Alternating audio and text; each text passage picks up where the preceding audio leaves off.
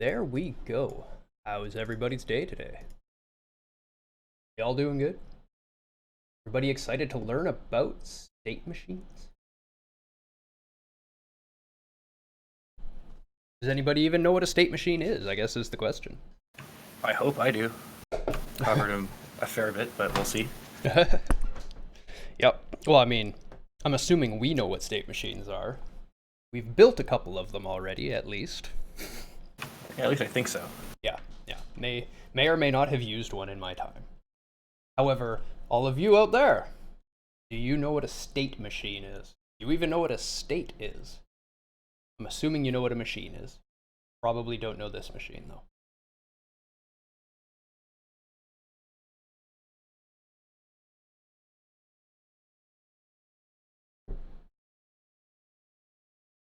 I guess Rage is running a little bit late. He was doing some shopping, and I believe there was additional traffic and stuff like that happening. Yeah, that happens.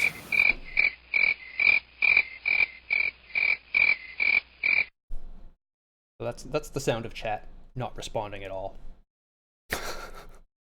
So let's talk about state machines. And why do we care what a state machine is? So maybe we should start by what a state is. Pseudo? It's just basically a snapshot in time. What exactly it is kind of depends on the implementation, but a state is just, I guess, a moment in time for a given object or given objects. An example would be, let's say Mario, and a state would be when you're jumping in the air, he's now in a jumping state. And the game would reflect that by moving him in the air as well as playing his jumping animation. Yeah, so then we can now have an idle state and a jumping state and a running state. There's one other state that I can think of just off of the top of my head. I'm bored. Since I think you're the first one here, can you think of the other state? We have running, idle, jumping.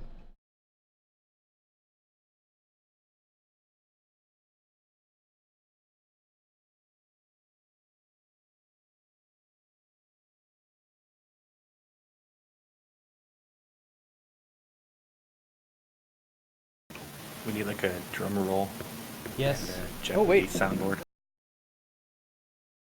No, I don't have a drum roll. All I have is this.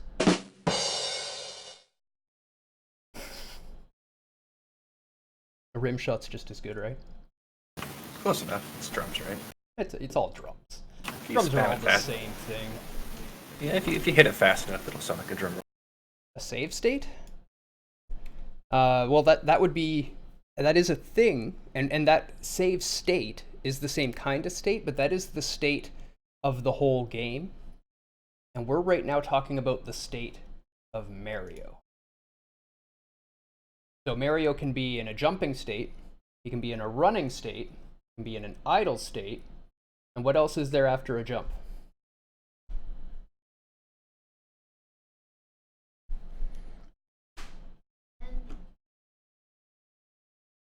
A landing state, did you say over there? That's close, and that could be what you call it, but typically we would call it a falling state. The landing state would be an additional state if you want to really smooth things out and add a special animation for when he actually touches the ground.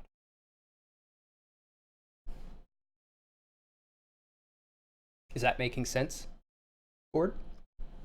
A flying state is a state that would exist in Super Mario World. Super Mario 3, I believe you could fly.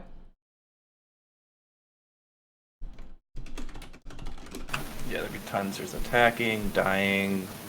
I guess it covers a bunch of them there. But yeah, a lot of games are just state machines, and you're just experiencing them through various states.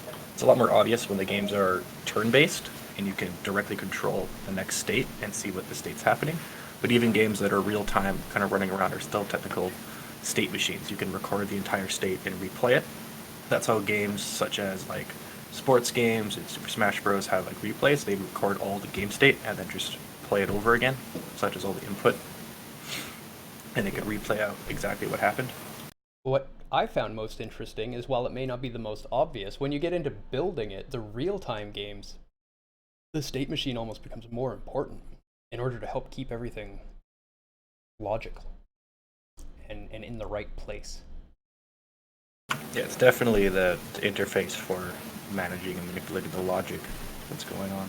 Yeah, and we'll get into that a little bit more later on what's actually happening with that logic, and explain how you can abuse it to be better at games. The only reason I'm any good, I've been breaking them for a while, and that's why Pseudo, in turn, is the master of breaking games. Not on purpose, but it just happens. Yeah, I mean, I don't try to break them. I guess I try to break them within their Sometimes, system, but then I end up sometimes. breaking them out of their system as well. And it's just the way it works. So we had a jumping state, which was our example. I'm going to lower this just a little bit more. We had a idle state, we had a running state, and then we decided a falling state. But we also had a landing state named, and we had a flying state named. And these are all valid states, depending on the Mario game you're in. For most of these Mario games, there's one more state missing I can think off at the top of my head. You know what I'm thinking of, Pseudo? Nope. What's you say? Swimming state. All of those Mario games had swimming.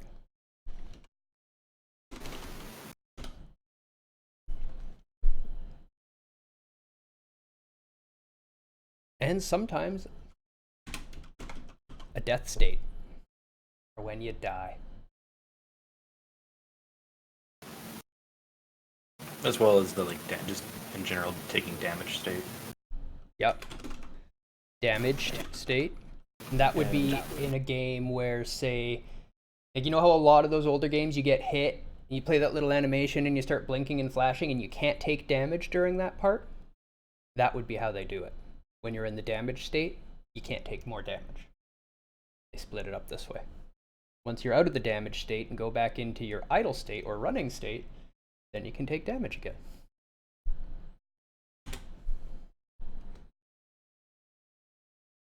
Let's brainstorm, make sure we're not missing any Mario states. Attacking, I believe, for like there's also his various forms, like the mushroom levels, as well as like the flower state he's in.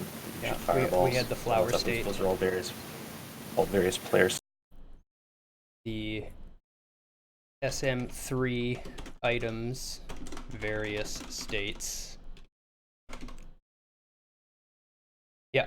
So invincibility frames are the frames of animation are inserted by changing the player's state. When he's in a different state, the player character will react differently to things. So in that state, we can remove the ability to take damage. And we'll do another one on. We could spend a little bit talking about that right now, actually, before Rage gets here. Yep. Let's talk about iframes and how iframes are created and how they relate to states.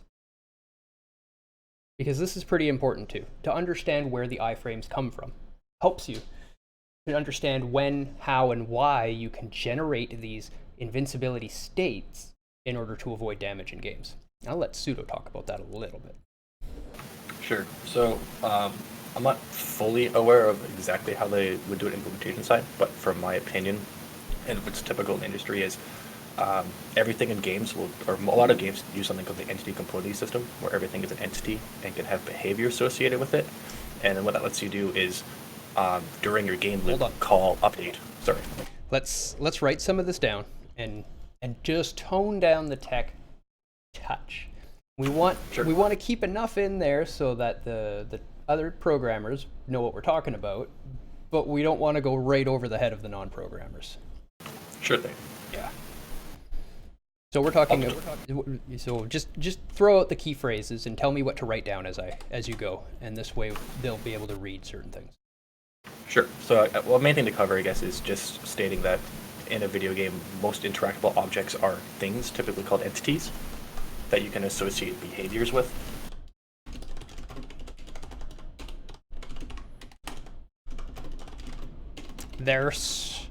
These things can be given behaviors.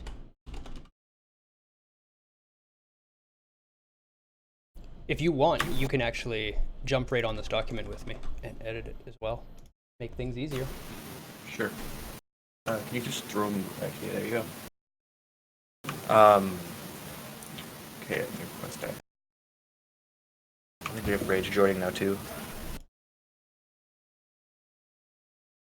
Welcome, Rage. Welcome to Strem. And welcome, Mr. Low. Nanu. It's our first ever hiccup. You made it before most of the audience still. And we've just been talking a little bit about... So we talked about what is a state. So I came up with...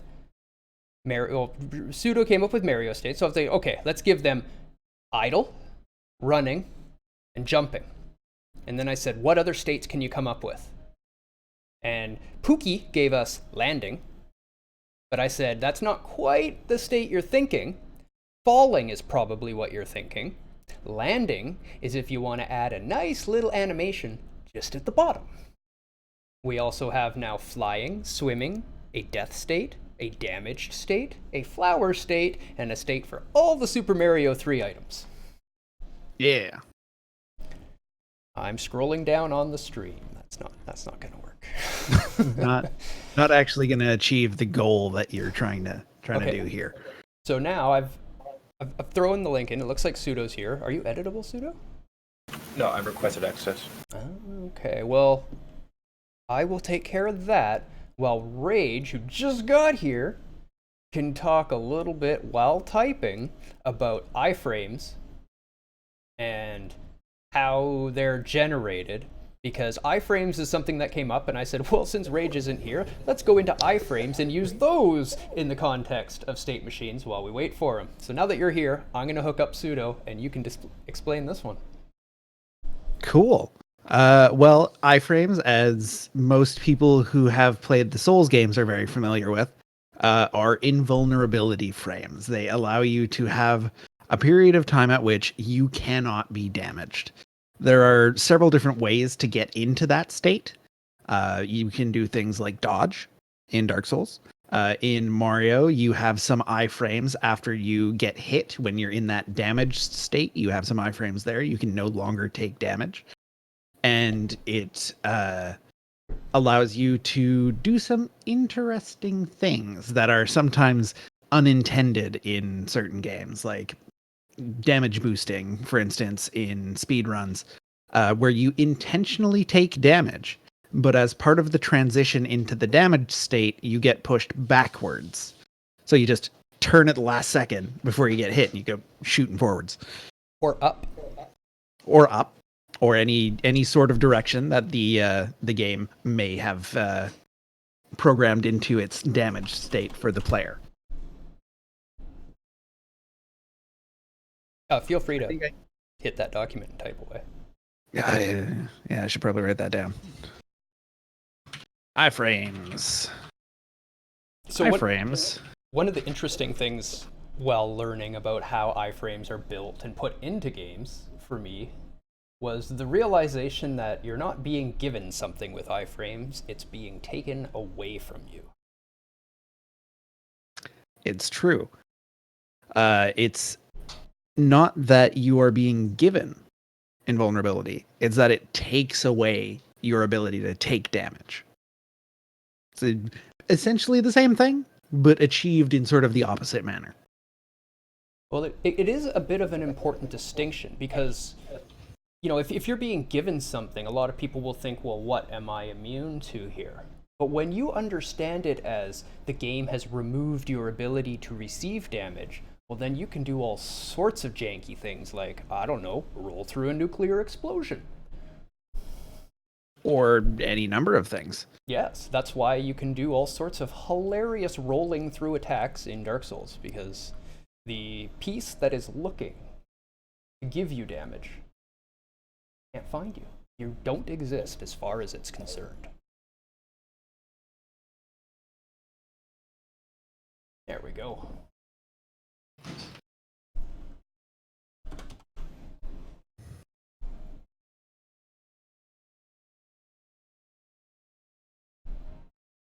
It's a sort of a high level overview of what is happening when we say, we're using the iframes on a dodge to avoid damage in a certain way, or using the iframes on an animation to avoid damage. Like, again, going back to the Dark Souls example, We're gonna when use you're that a pulling lot. a lever, opening a chest, opening a door, if you're in a backstab or a spronkt, if you will, uh, if you're in a parry or a riposte animation, all of those are iframes. They all have iframes, and these iframes take away your ability to take damage for a set number of frames, and you can use that to avoid taking damage from other enemies or the environment or any such thing that means that you're about to die.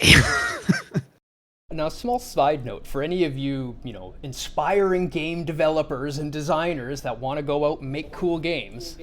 Now, Dark Souls is great with all these iframes, but let's take a careful note at where these iframes occur.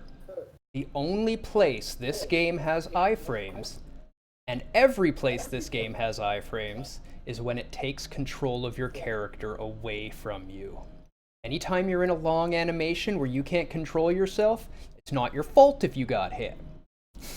You couldn't dodge, you couldn't press the right buttons at the right time, so they forgive you. This is a good design. It's a very good design, and it's something that you should aim to replicate. Yes, having a player take damage in a state where there's nothing that they can do about it is generally not good game design. It makes the player feel bad. Yeah, there are some minor instances that I could think where it can be acceptable, where you're viewing your design as they saw it heading into it, and they should have made a better decision on whether they have the time to do this or not. That can be arguable. It has to be designed very carefully. Start out with the iframes. Work your way into the former or latter when you have a better understanding of what you're doing and how your specific game plays. Exactly. Like, something that a lot of people criticized in Dark Souls 2 was a great reduction in iframes in almost all of those states, including rolling. And you can say, well, it's not the same as Dark Souls 1 and it's not as good. But on the flip side, the way it was designed, it flows with the game. The game is much more fluid. You're supposed to see these things coming and just not put yourself in that position to begin with, which is legitimate. Yep. That is the thing. People didn't enjoy it as much, but it's not an illegitimate design. Yeah. I think that instance specifically was not so great because they were following up Dark Souls 1, which had already, set out expectations for these mechanics, and then it kind of didn't really follow up on them. Yeah, and also setting new bars in game design. Yeah. All right. So, animation states. So that's what iframes are. What is an iframe in an animation state? Like, why do animation states control the iframe? Is really what we need to know now. Yeah, we have defined an iframe, an invulnerability frame. Now, what do? How do we use them? Generally, an iframe is used, say, in the middle of a dodge to make it so that you don't simply have to avoid the hitbox. You can roll through it, and you're still dodging, but your character only has one dodge motion, whereas the player says, oh yeah, you just roll on the ground for this part and then you won't get hit. Well, that's really hard to A, make animations for, and B, have it work properly with any sane control setup. So iframes. It's analogous to, like, well, not analogous to, but it's allowing the player to say, well, I wouldn't have dodged exactly like that, and I totally could have made it through this, so let me do it. Representational of, I believe, is what you were trying to say. Yes. much like the discussion we've had several times now about crits in video games. Yes, yes. Everything in a game is really meant to represent something. It's not all meant to be taken 100% literally as seen, because it's a game and there are certain things that we have to work around and work through and work towards as we develop our ability to create. Like, look how far they've come. From that little pixel character walking around to the new Star Wars. Oh yeah. Hey, The tech on showcase in the new Star Wars game was, ooh, that was a pretty game. we can show a lot more happening now, and therefore game design has had to change to follow suit. Even iframes have changed in their use and implementation. So, yeah. Shall we talk? Yeah. Okay, so I think the best thing to follow up iframes with is damage frames.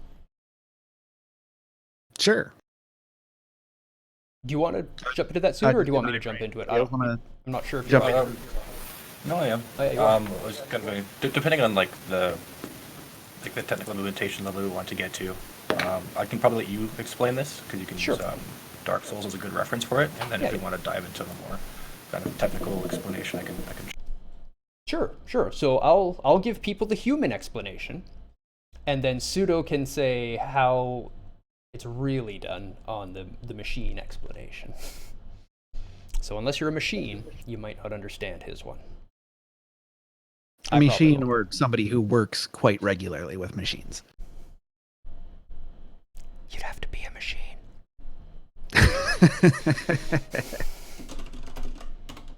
Damage frames. Okay, so the iframes we understand. Let's here. Let me see if I can actually come up with I've seen a really great image of this, and I think this is something that an image is going to help.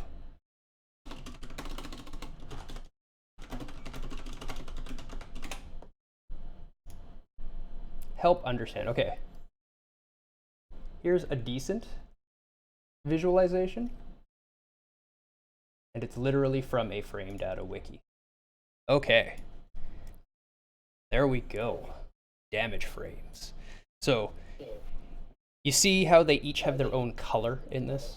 This would be like a debug mode. If you were to actually turn on a debug mode in a fighting game, you would see something kind of like this, showing you, what state each one is. So, the blue one is attacking, the red one is blocking. So I'm assuming the red is a block state, and the blue is a damage state in this, which is kind of backwards. Usually red is a damage state.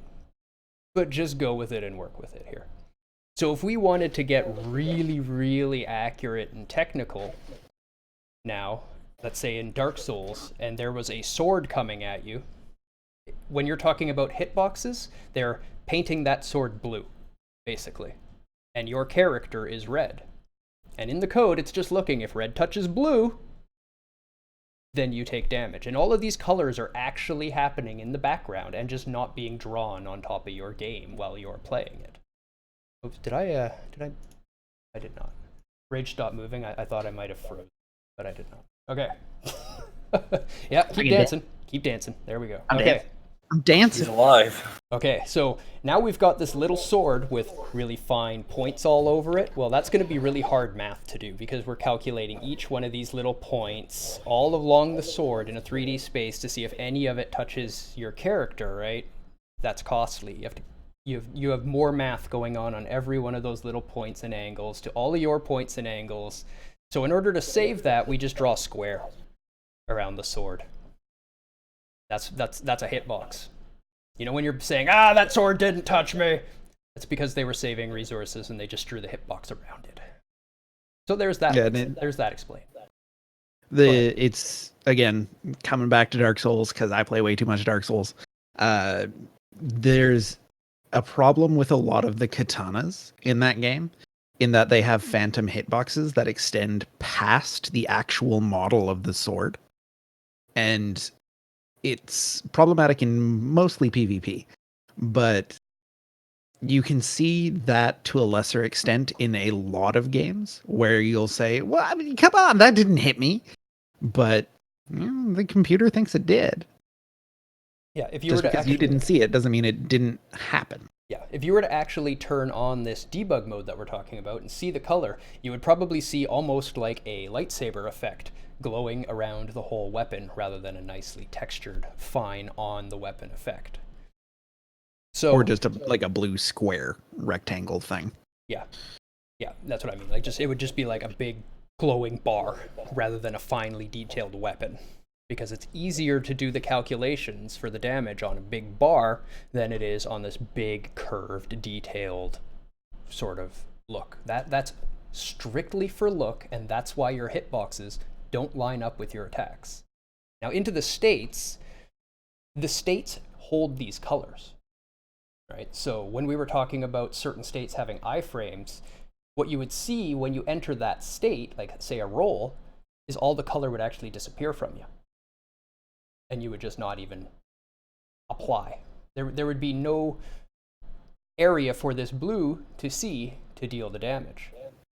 So your damage frames are, let's say when you hit the attack button and you start swinging, the blue will appear on your weapon and swing through.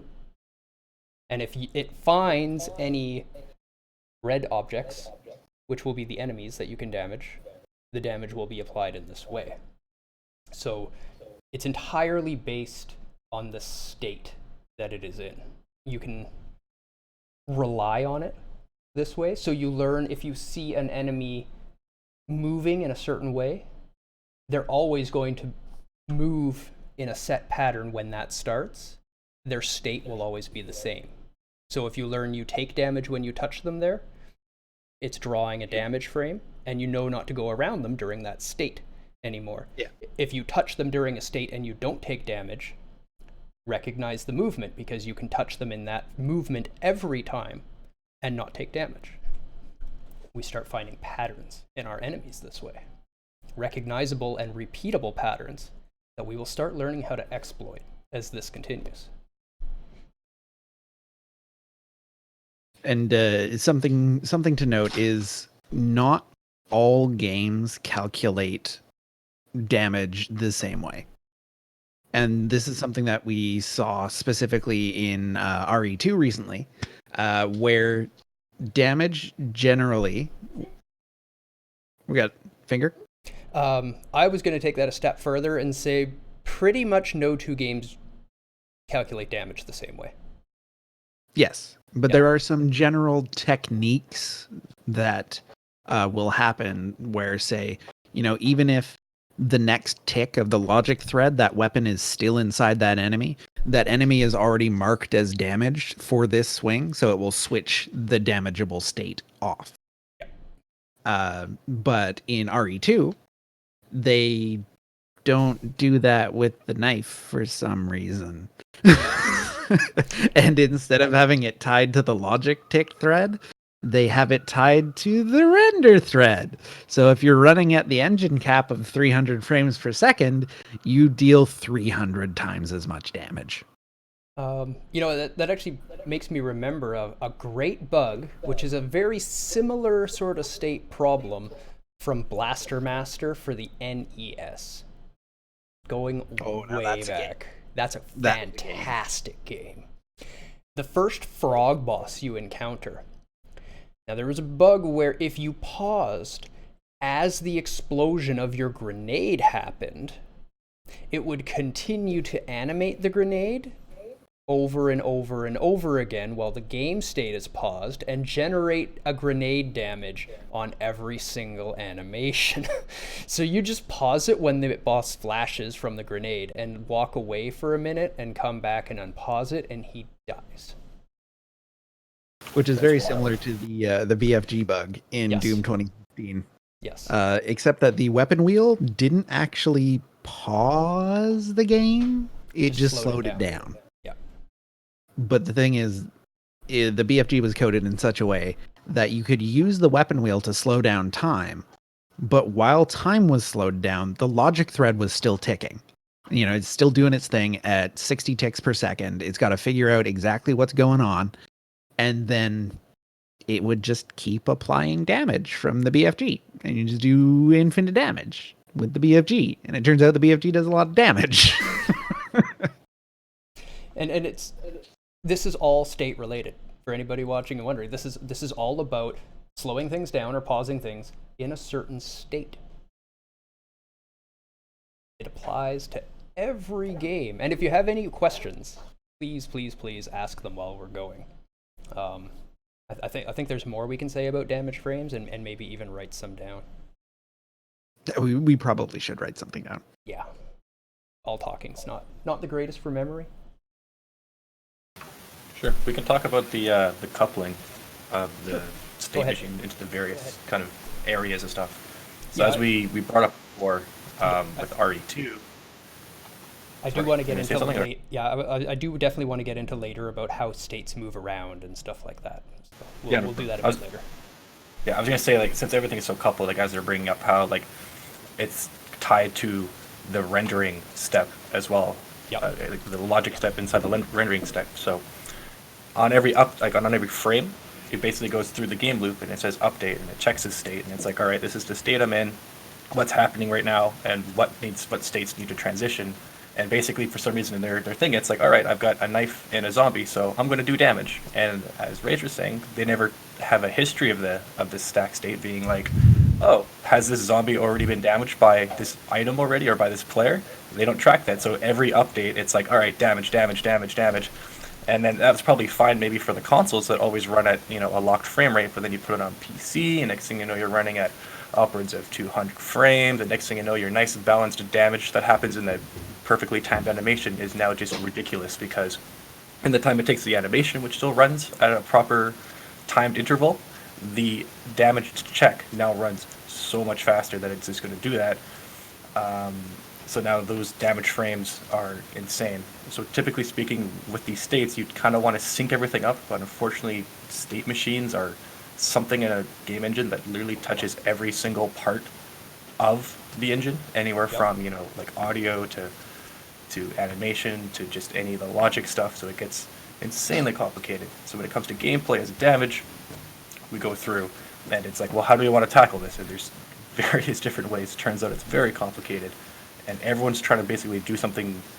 They try something new every time, since there's always flaws that come up in the previous stuff, but never really find something that's perfect. And as another software developer, I would like to chime in and agree that state management is one of the hardest things to do. Yeah. Just straight up. Yeah. The invention of the state super machine. hard. Like this. Sorry, I forgot the term that for this state machine that we're specifically talking about. Pseudo, you just mentioned it. There's a few. Typically speaking, a lot of them will use a concurrent state machine. Yep. But a lot of times there's also the hierarchical state machine. I can define those a bit later because they get a bit technical. But we're most of the time in games, like say managing a 3D character player state, it would be a pushable state, you said? It's usually a combination of all of them.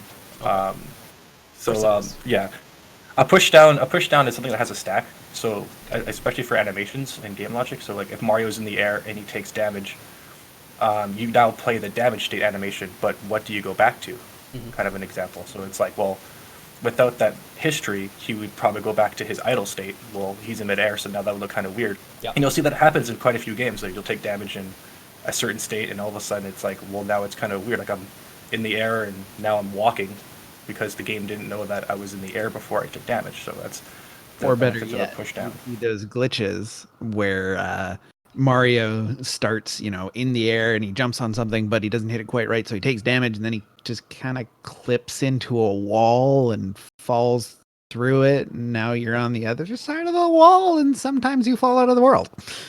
Or there's a really, really great Sekiro bug using state machines that I absolutely hate, where you go out of bounds while swimming. And now because you're swimming, it thinks you're in the swimming state, allowing you to move in all 360 directions. This is now a thing you can do, but you've left the water out of bounds. Because it was out of bounds, it didn't recognize you leaving the water, so it never takes you out of swimming state and puts you back into idle state. So now you're not in the water, but you're swimming. We call it the air swimming bug. It ruins the whole game, but that's why it happens. It is a state machine bug. They never ever checked. They're absolutely relying on you getting out of the water while in bounds to recognize that you're leaving swimming state.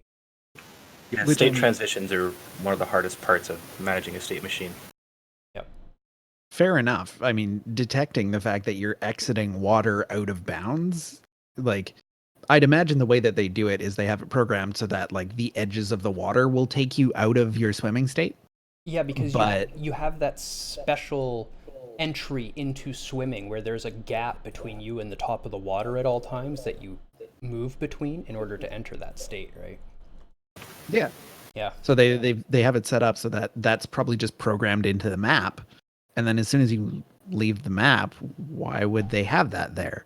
Yeah, You're not supposed to leave the map. it would just be extra cycles in order to check for something that should never, ever, ever happen and would just cost you cycles and cost you frames, therefore. So why do it? Funny enough, that same bug exists in Stardew Valley.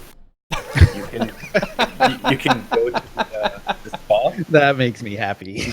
This is fantastic. So you can go to the spa and you can swim, and when you attack, you move a little bit, and you can actually use that to do a lot of glitches in this game. Because I don't know why you move a little bit, but it doesn't do collision check in that move. So if you stand on the pier and start swinging your sword, you'll just move off the pier if you want to, get a better fishing spot. But you can go to the spa where you swim, and I guess for some reason you can still attack, but there's some way that you can keep moving, and you basically keep doing that, and you move through the changing room, which is supposed to change you out of your like swimming clothes to your regular clothes, but you can just go through it because it doesn't actually check for the state transition. You go through it and you keep going, and the next thing you know, you're just swimming in the ground everywhere. And I think it keeps the spa rejuvenating state too, so it's like almost like an exploit, like a cheat. So you don't lose energy because the spa regenerates your energy. So you can do this to like get through there and then basically just swim everywhere you want. And you can even sleep and wake up and you're still swimming, which is hilarious because why would they check for that transition, right? They're not going to check. Exactly. There's a certain point where it's like you check this one spot for, okay, well, let's transition back to this other state. Well, if you can get around that, well, now you're never really going to like check for it again. So it's state machines can they're very useful, but also very, very complicated and very kind of dangerous. I'm surprised you don't respawn the character after sleep. You think it'd reset, but it keeps the same state, I guess. I'm not too sure. I guess it's up to something they didn't think about, right? Yeah. Interesting reset during sleep.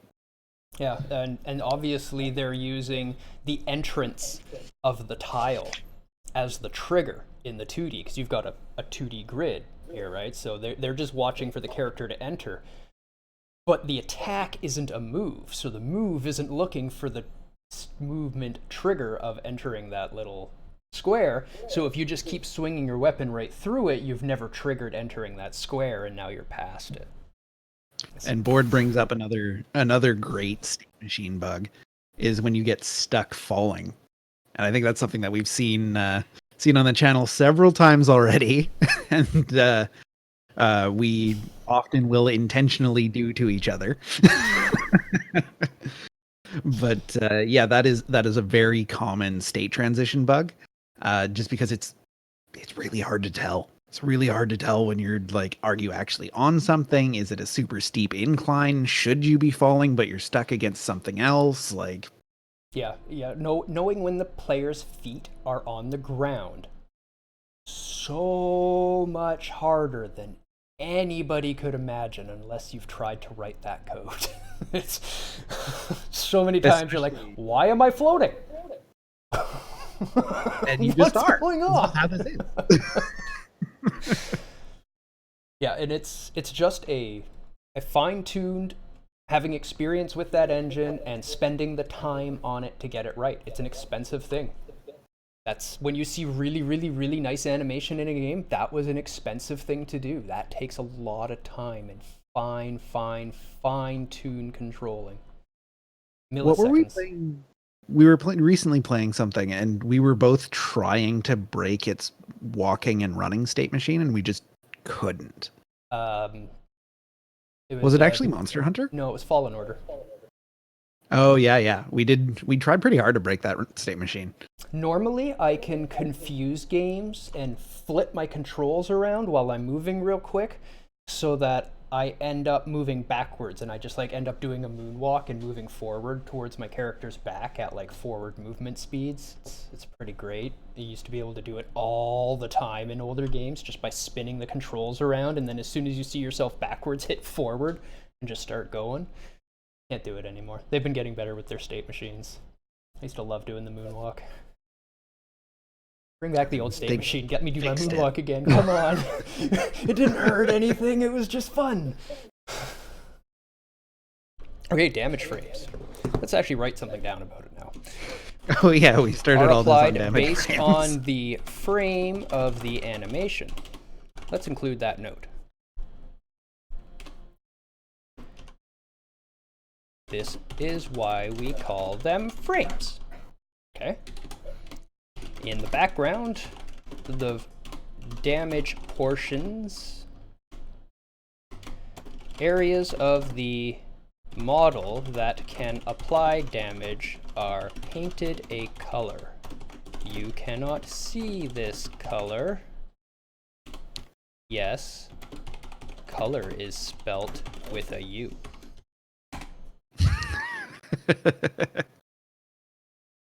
Hashtag Canada. Yeah.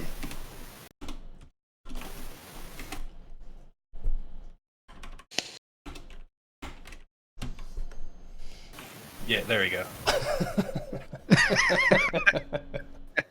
Perfect. And that's really all there is to damage frames. We draw a little color, and that color, typically that color will look for a specific can be damaged color.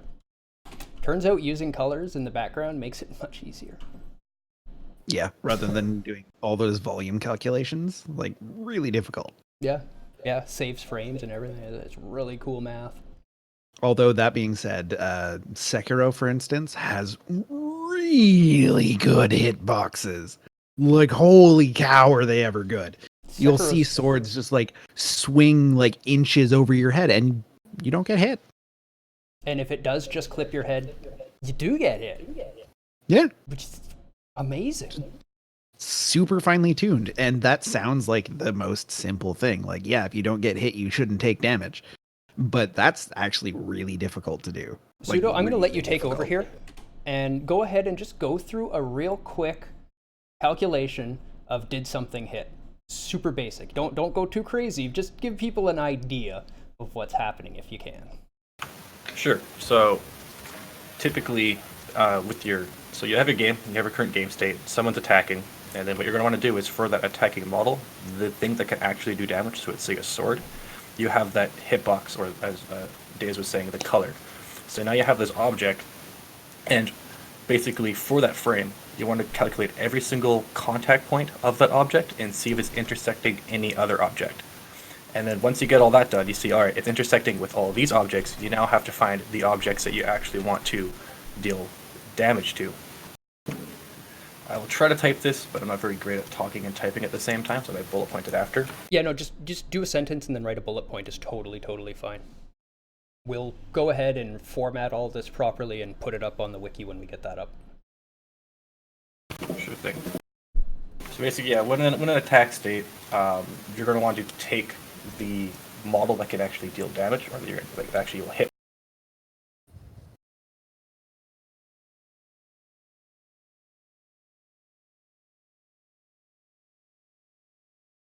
So now you have this 3D model, I'm assuming if we're taking an example of like Dark Souls. And then now for all the vertices and the hitboxes. And this is where you kind of get into the thing of sometimes it seems like you hit something when it doesn't, and that might be because the hitbox is not accurate. So it's either like not covering the whole thing or it's covering too much.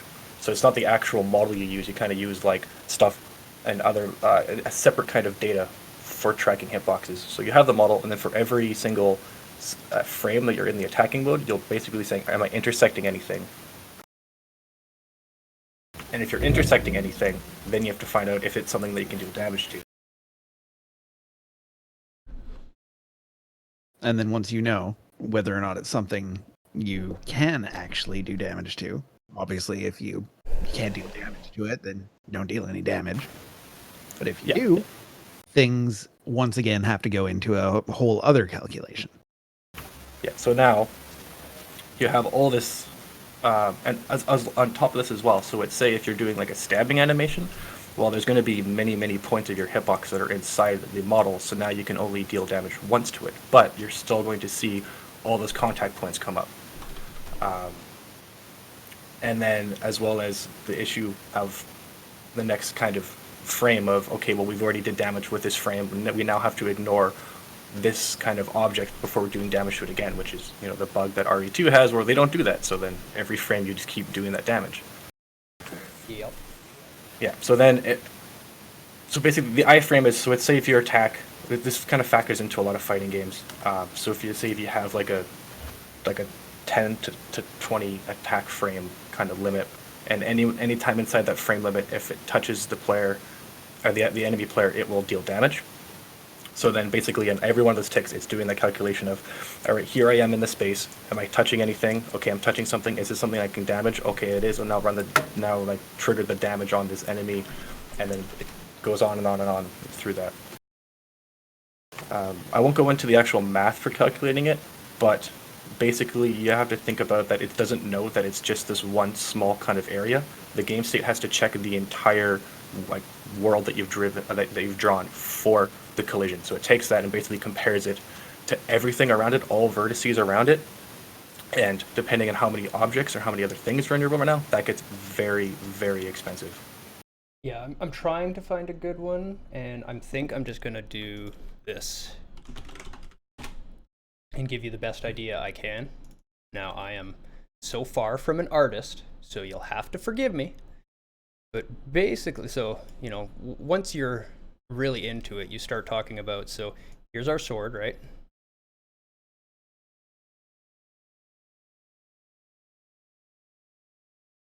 And then you've got a head. That's kind of big for a head. There we go.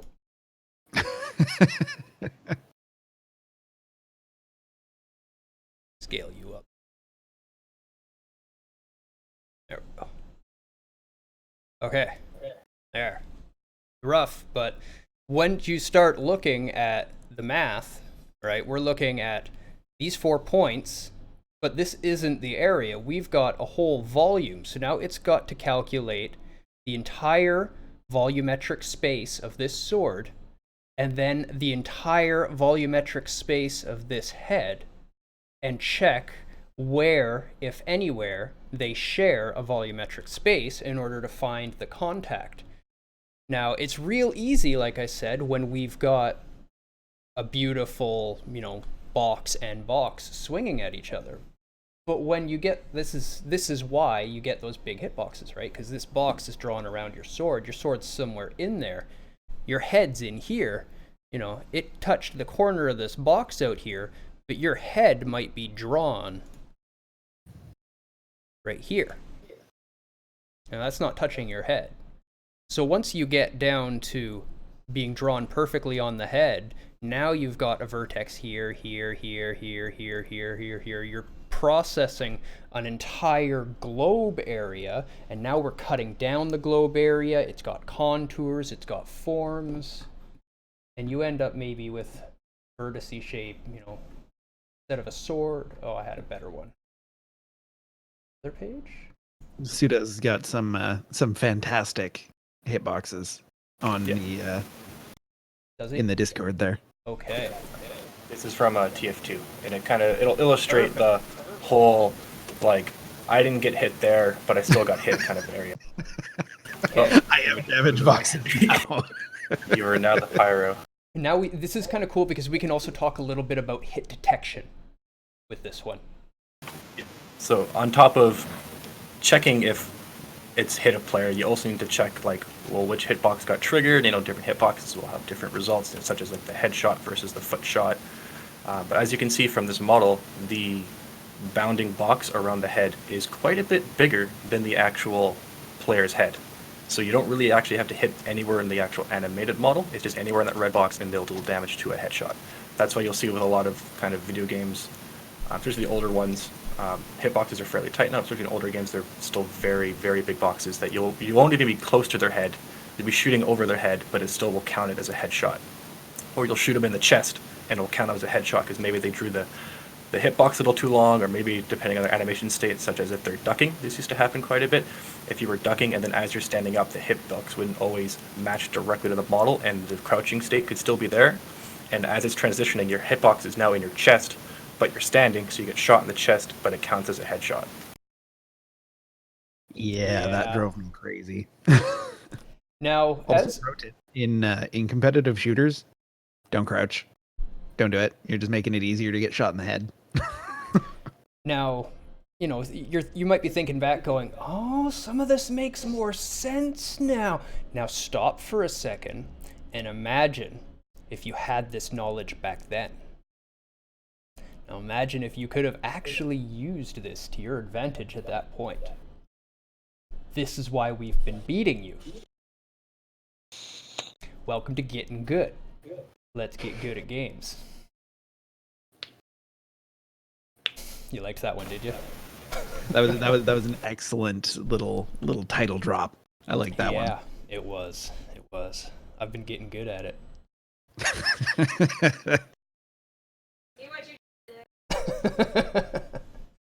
All right, yeah. So, and I like I said, I like this one because it also kind of demonstrates how hit detection works.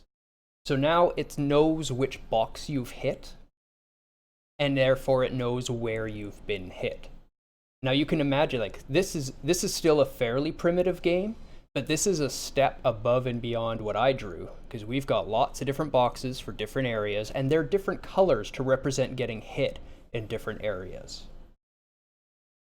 When we get a step further, now there's games that know, if you got shot in the upper arm or the lower arm, the upper leg or the lower leg, the face or the rest of the head. That's going to be a much, much, much more complicated mesh. Your math is going to get much more intense, much more involved. And that's why we couldn't do that back then. The system would have just said no. Just completely ground to a halt. Yeah, we have to keep in mind that for that one character there, when you're playing a 32-player game, there's now 32 of those that are running a collision check every single time and every single frame. Yeah, so that they're doing a collision check for any of those objects, touching any of those objects 60 times per second or 30 times per second or 120 times per second, depending on how many frames you're trying to draw per second. That's your FPS that you're getting.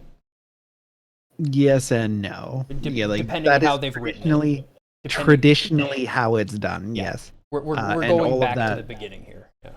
All of that would be done in like a single thread, just a single programmatical set of instructions, and it just runs through them all in sequence. Yeah.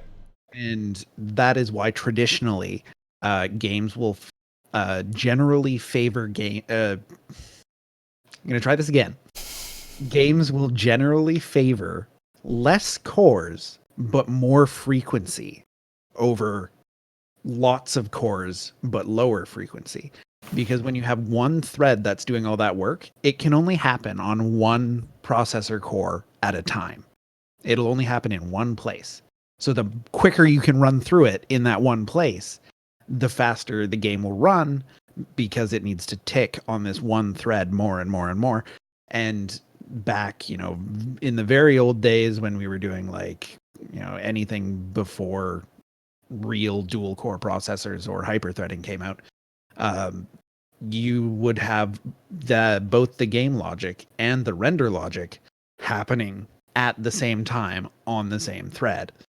So you would run into a lot of weird things where, the whole game will slow down as it's trying to calculate, 2 or 3 projectiles on the screen that are trying to potentially doing this hit detection on 4 or 5 objects. And it has to check all of those pixels to see whether or not something's being hit. So Mega Man, for instance, is notorious for this. It would have insane slowdown because you'd just be jumping through the air, but there's 3 things shooting projectiles underneath you, and it has to do all of these different checks every single frame, and it's trying to do it all at once, and it's not good. Yeah, yeah, it's always been a problem. Explosions were always a big thing too. Yeah, Getting everything around explosions them. were very expensive. That's why all the old like Doom and Duke 3D blow up a room of monsters. It's not just all the animation that it's loading; it's all the hits that it's calculating. He goes chug chug chug chug. Okay, back to normal speed. Yep.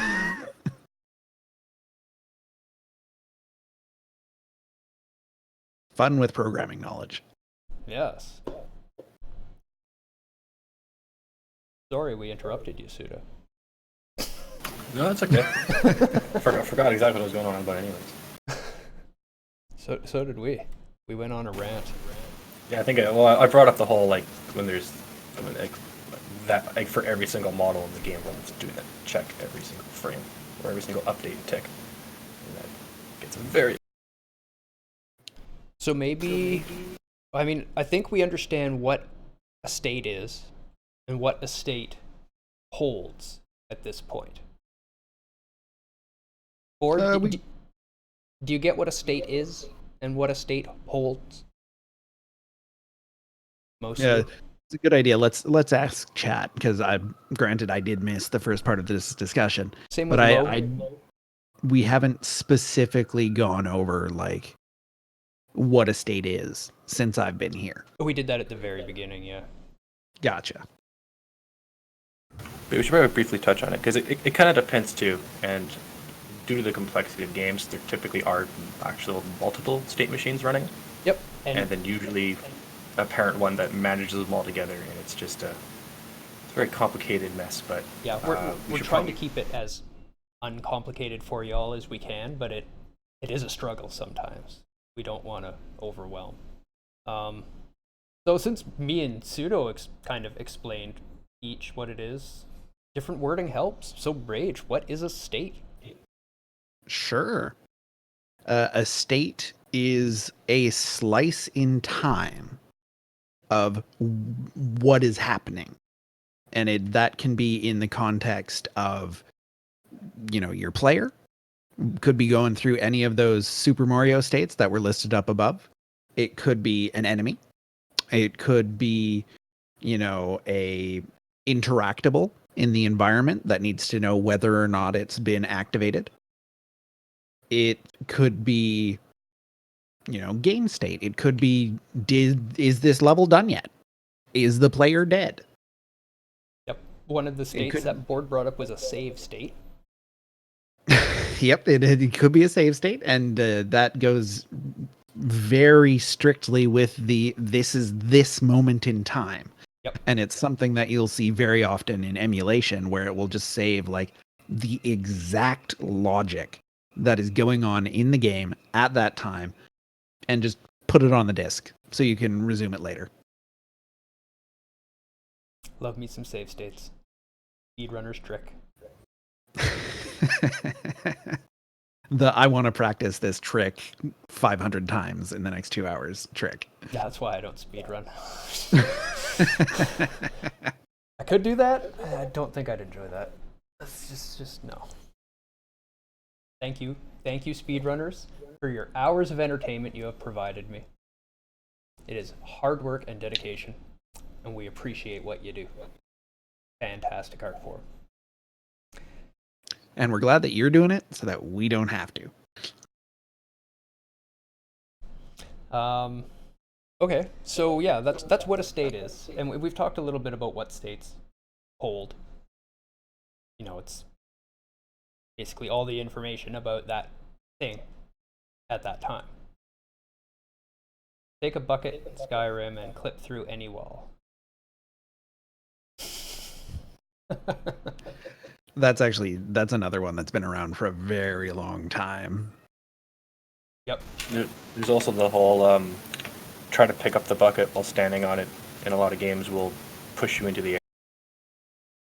Yep. Yeah, bucket flying is one of my favorite things in the Half-Life 2 speedrun. That's a good one. I like that one. Oh yeah, that's good. Yes. Playing with states is fun. Oh, and accelerated backwards hopping? Oh my god, I love accelerated backwards hopping. The control speedrun used a lot of flipping through things using pulling Using and other moving objects. yeah, pushing yourself into states where you shouldn't be there, and it just, oh, player can't be here, so I'm just gonna put it up there.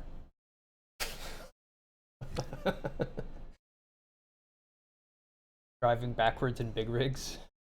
Oh, did they do the same sort of deal? So, accelerated backwards hopping, for those of us who don't know, is bunny hopping backwards. Seems pretty reasonable. But the thing is, the way that Half-Life works is, well, Half-Life 2 in specific, is that it only does velocity checks when you're on the ground. Okay? So remember that. When you're on the ground, it will check how fast you're going and say, you can't accelerate any more than this. This is as fast as you can go. So what you can do is jumpstart your acceleration, pushing yourself past that limit, that point where it says, nope, this is as fast as you can go. This is your terminal velocity. And it turns out they don't have a very robust check for when you're going backwards. So what you do is you use the gravity gun to shoot yourself backwards really fast. And then it only applies the deceleration or the negative acceleration when you're touching the ground. So if you time your bunny hops perfectly, you can maintain ridiculous momentum while moving backwards. And it's amazing. It's fan. It is just bunny hopping in general. The Source engine is just hilarious. Onboards bring up the backwards driving in Big Rigs. If you guys don't know, Big Rigs Racing is one of the worst games that's ever been made. What he's referring to is that they don't actually check or limit your acceleration when you go backwards. So if you drive forward, it's eventually you get limited to a certain speed. If you go backwards, you just keep going. You just keep on. You can hit like basically almost like the speed of light. Basically, it just keeps ticking. Like I'm assuming eventually it would overflow. There's probably some value there, but yeah, they never stop it. You just keep going. You just keep going faster and faster and faster, and it's just absolutely hilarious. I wonder what would happen when it overflowed. Probably go real slow, or maybe start going the other direction. I don't know. Maybe I'm just, assuming they probably use like forward at literal maximum speed. Yeah, I've got something here for you, Rage. I believe you also like stop instantly, which is hilarious. There's no like deceleration. I pulled up an some example for 88? everyone. Ready? 88 is great.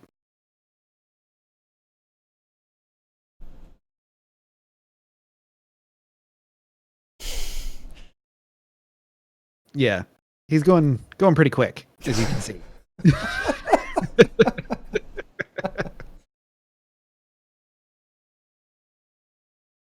Boing, boing, boing, boing, boing, and then you jump off of something, and then you just don't hit the ground for a while, so you just keep accelerating. Oh, fun with state machines. This is a really well-made game. Yeah. Like Half-Life 2 is a really well-made game. It's just, sometimes the developer forgets to do a check, or players probably gonna be on the ground most of the time. That's good enough, right? Who's gonna be going backwards while not touching the ground for half the level? It'll be fine. Oh wait. That was a little bit of acceleration going on there. Boing, boing, boing, boing, boing. And flying. Yep. Yeah, little oversights. Little oversights. You want to learn what bugs exist in games? Watch speedruns. Speedrunning is just a series of taking advantage of bugs usually. There's a lot of precision to take advantage of those bugs. But it's all taking advantage of bugs. That is not an easy thing to do, by the way. That takes a lot of practice, and most people will use like binding jump to the scroll wheel to do it rather than actually having to time your individual spacebar presses. But some of the speedrunners don't actually use binds or auto hotkey to get that jumping going, and that is impressive. Yeah. That is. All right. So, with this good understanding now of state machines, what they do, and how they can be broken, let's maybe talk a little bit about why we use them. And I'm thinking mainly, like the main area of improvement in my mind is player character control when I think state machines. So let's try to stick to that context when we talk about the state machines within games, about player character transitions. I promise to ramble as little as possible. Oh no, ramble away, sir. We love rambles. If this channel wouldn't exist if it were not for rants, rambles, and the occasional pissed off days.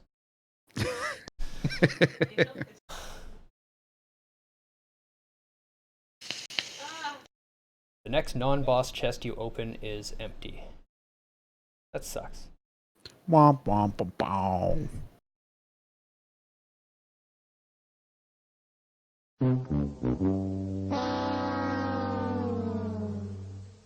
All right. I'm assuming you're playing that noise. I don't actually have the stream audio on.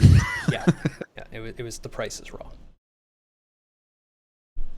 All right. State machine transitions and why we use them. State machines. There we go. That's much more clear. I realized them didn't mean what I wanted it to mean there. So we've seen all these bugs in state machines and the way that they're broken all the time.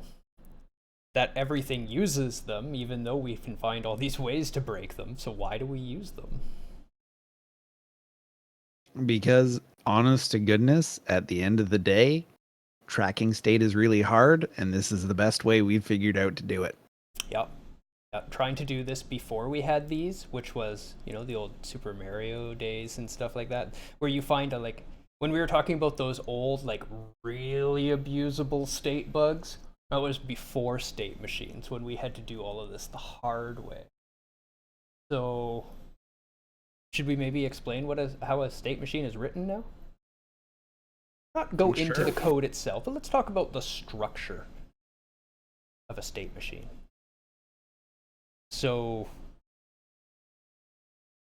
it's going to be a little confusing for some of you. But in software, we write physical objects. That's how we think of it in our head. But this is going to be the easiest way for them to understand. Don't stress out too much, Rage. Pull that face. Don't stress out too much, Rage. And the people that actually know software, forgive me. I'm trying to explain this to everyone. If I was explaining it to you, I would be extremely pedantic. But this is for everyone. So when we're writing code, what we're writing the code for is usually to describe an object in order to actually create this object so we can put it into something. And these objects will work together. Now, some of the objects you will see, like the player character, that was an object that was written and described and includes a visual description so that you can see it. But then there will be one like your idle state is another object, usually, and it will have its own description. So we have an idle object. Within its description, we may have the animation. So you have a character model, which is describing what you look like. But then you know how you run in one game and you look one way. And when you run in another game, you look ridiculous. And you're like, well, why don't I look as good as that one? Every animation is made to move that little character of yours. Which one is played? You done died. Yes, I'm sorry to hear that.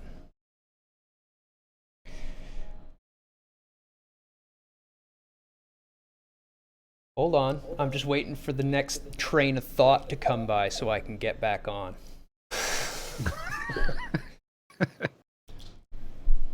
You were talking about how different animations attach to different states and how they're individually written for each state, and in each game they have to be done their own way. Yeah, so the animation is its own thing.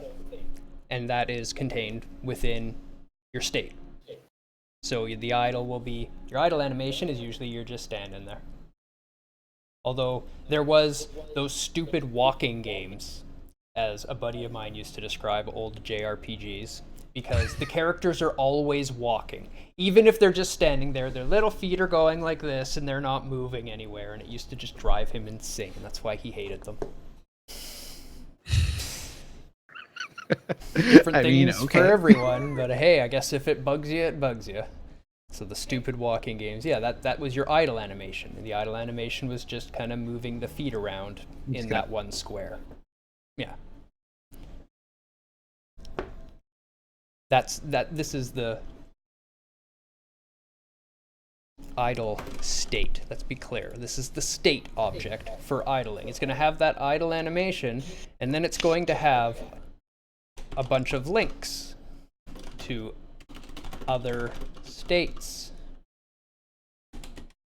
Now, this is the most important part. And there's might be, there's a lot of different things that will vary, but the important parts for you to understand as a gamer is that the state is going to hold the animation for that state, and it's going to let you decide which other states you can go to. The animation is important because that's how you will primarily recognize what state you are in. So if you see that animation, you understand that you're in that state and what other states will be able to go into. This will also explain to you why when you're in that stuck falling state and you're almost at the ground and you can see a safety, but you just can't jump to it, and why the hell can't I just jump out of this little hole I'm in into that safe spot? It's because of these links.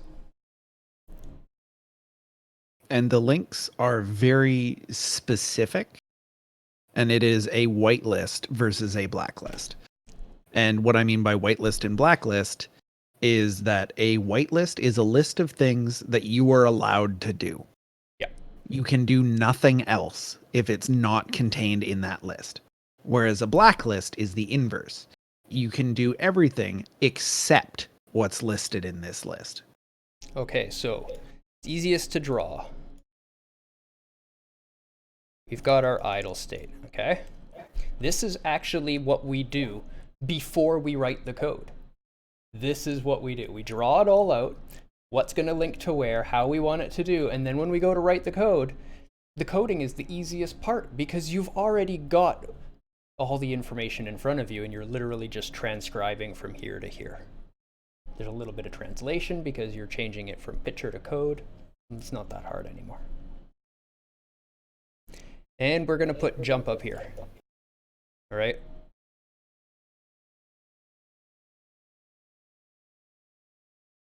Idle can jump.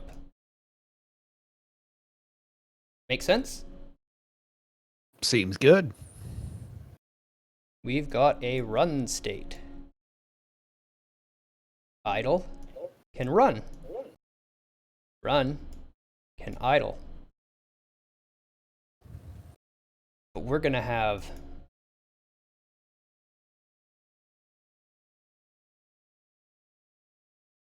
big jump and run. that is a serious jump. G. Big G. It is a big G. I like big G's. Just like my homeboy Biggie. All right. So now we can start. See, already we're making something more complicated. So if we're just standing still and we jump, we're going to do a little jump. And if we're running and we jump, we're doing a big jump now. We can already make some interesting things. But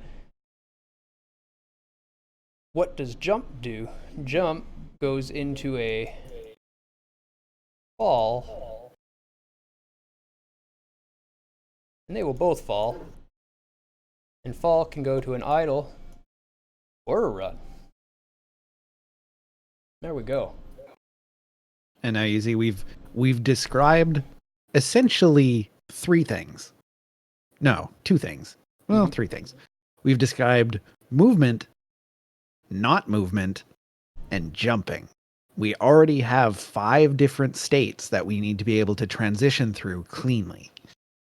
And this would be pretty rough animation still. It wouldn't look pretty with just these states. As Pookie touched on, from the fall, what we should really have is a landing state. And then you would need a landing to idle and a landing to run. But we're not going to go quite that far. Oh, and then we've got a damage state.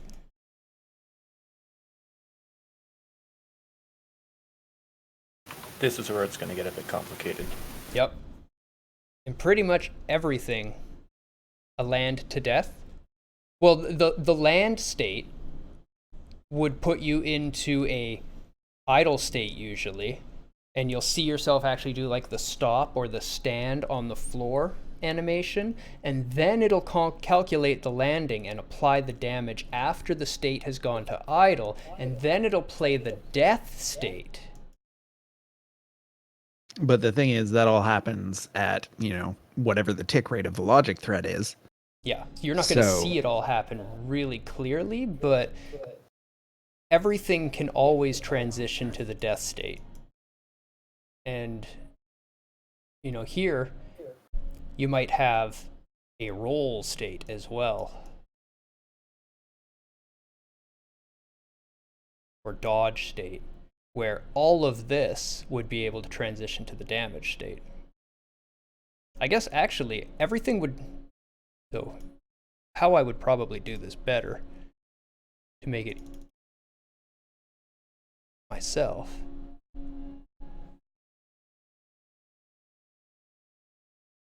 would be all of this can go to the damage state, and the damage state can go to the death state. Or the damage state can return to an idle state or a run state. You want the damage to be able to return to a run state. Don't ever force your damage to go back to an idle state, or the player will stop running every time they take damage. Stop doing that. That's annoying as hell. It's also very common in older games, and it drives me crazy. And the reason that's more common in older games is because this description that I've just drawn here in this format is already looking kind of complicated, and this is simplified from what it used to be. This would have been a nightmare to try to describe in an old game, like a SNES era game where you're controlling a 2D sprite on a screen. Forget it. You're not having all that happen. The few that did manage to get a lot of those states in, props to you. There was a few that had some fantastic games out there. And Dark Wizard's Black Magic. Old video games are all black magic. It's true. that is a true statement. You got especially Dark when there? you see something that's like beautiful, like Chrono Trigger or Final Fantasy VI or Super Mario and the Legend of the Seven Stars. Like, those are insanely complicated state machines, or whatever state management that they were using, on top of all of that graphics, on top of all of the logic around like dialogue and story progression, and just beautiful, mind-bogglingly good developers made those games. Literally, it comes down to using every bit on the cartridge is what happens there. So like little examples of what you were talking about. Chrono Trigger as a title is CHRONO. Trigger, proper time, the character's name is CRONO, because there wasn't enough memory to give the characters 6 letters for a name. They could only afford to give them 5. That's how tight we're talking about with these games. Like, characters, a lot of memory. Or in which one was it? I think it was Wolf 3D. The first 3D Wolfenstein. Was it called Wolf 3D, or was it Wolf 2? Wolf. Anyway, in that one, they had a single line of pixels at the bottom of each door, and that single line of pixels was a encoded version of what was going to be in the next room. So they did that so that they wouldn't have to spend RAM on storing what's in the next room, because they could just generate it based on that single line of pixels, interpreting it as a binary signal and decoding that into a map of the enemies that are in the next room. And it's all because, back in the day, computer had 56K of RAM? I remember Bill Gates said that you'd Not a never lot. need more than that. You'll never need more than 56K of memory. It's true. We never will. So with the diagram you drew here, Deus, this is basically how a lot of the games did run back in the day, where you just have your one kind of state management thing, and then as you can see, it gets very complicated when now we need damage, but we need to be able to transition to this state from everywhere, and every time you add a state, you now have to add that relationship. For that transition, and then it has to be able to go back. So this is where the things such as the push down automaton and the concurrent state machines come in. So for what modern games do, the damage and death states are separate from this. They run concurrently. The player object will have various state machines in it, and those will all transition on their own. They're kind of coupled together, but that's how they kind of manage it now, as well as the hierarchical state machine, where there is like a parent state and a sub-child state, and not everything is a direct relation to this. You can't even really draw it out, it gets so complicated. That's but this. But as we can see here, just to demonstrate to people, it's as soon as you add a damage, it's this one state interacts with everything. It's well, what do you do, right? Yep. Like every single tick, are you going to check for all these states? And there's also the how do you get back? Where do you save that information, right? Well, how big of a stack can we save? How many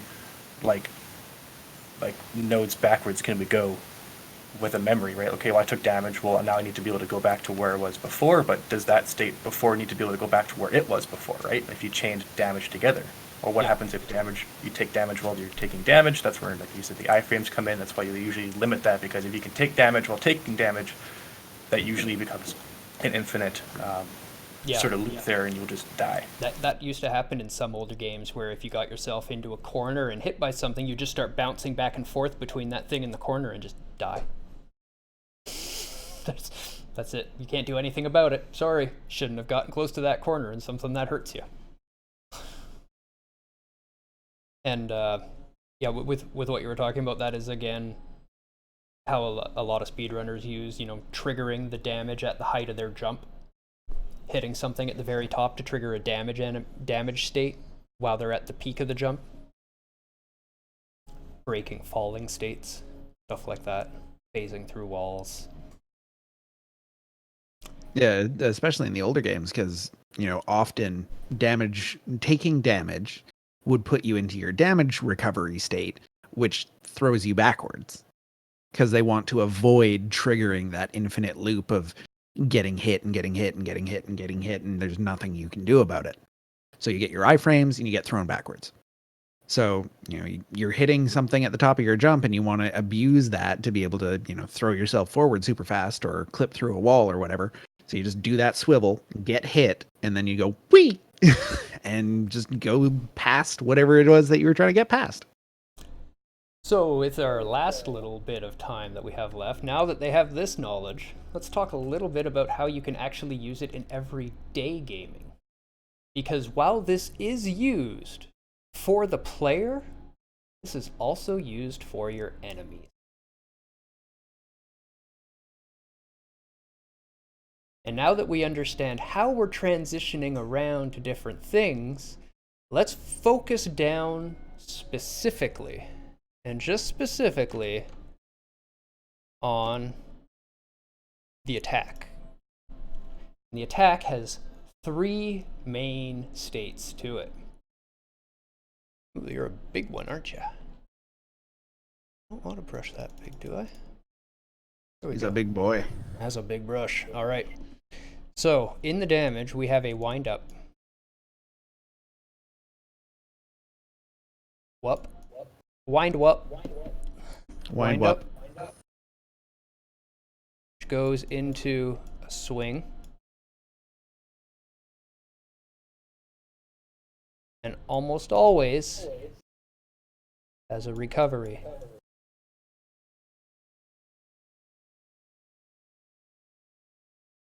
Now this would be all your attacks as well. But this is really, really, really important to understand and get the concept of these three states. So just let it sink in for a moment. And for those that, this seems a little abstract, your wind up is, let's think of throwing something. You're throwing a projectile. Your wind up is, I'm getting ready to throw. I've got my arm cocked back. I'm all ready to go. Okay, where do I go from here? Well, now we swing. We swing our arm forward to throw the thing. Okay, I have thrown the thing.